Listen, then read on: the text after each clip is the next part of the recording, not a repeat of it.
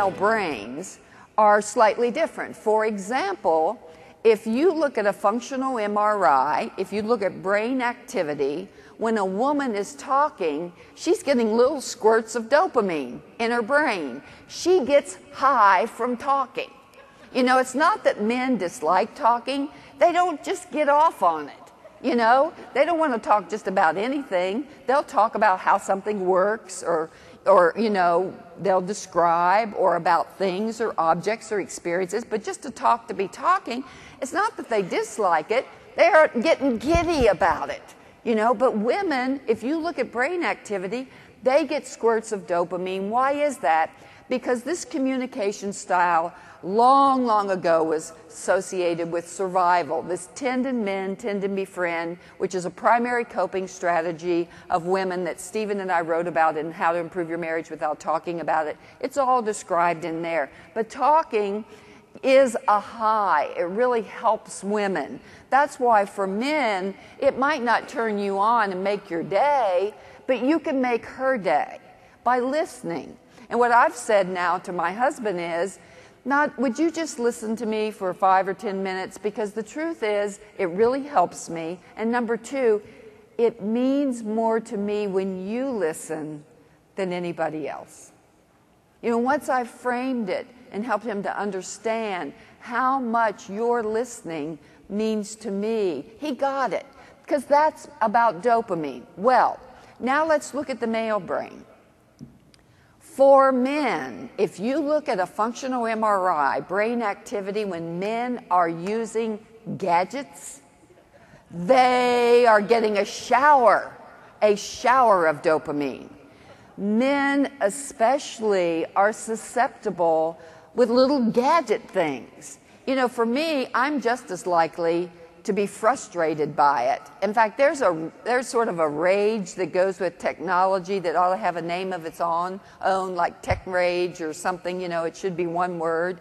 Because I feel so stupid when I can't. You know, I'm writing another book right now with John Carlson. I lost 10 pages the other day.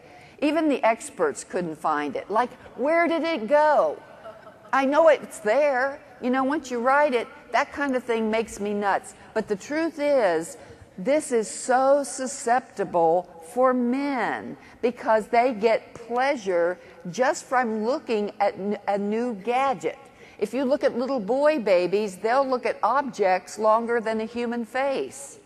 You know, it's not that they don't like people. It's just, ooh, there's a gadget. You know, they like that. So you have to respect the biology. You have to respect it because the devil is definitely in the dopamine. In fact, let me give you a little test. How many of you reach for your phone every spare minute? You don't ever have it far from you. In other words, it's interesting, when cell phones first came out, my first one was attached to my car because I had it for safety. And then when people talked about, because then they were pretty big, you know, and when people talked about having one that wasn't attached to the car, I was thinking, but I would never remember it. I would never forget it. Honey, I never forget this thing. You know, I'm always remembering it. Because why is it? Because how many of you get anxious when you're away from it? That's another sign.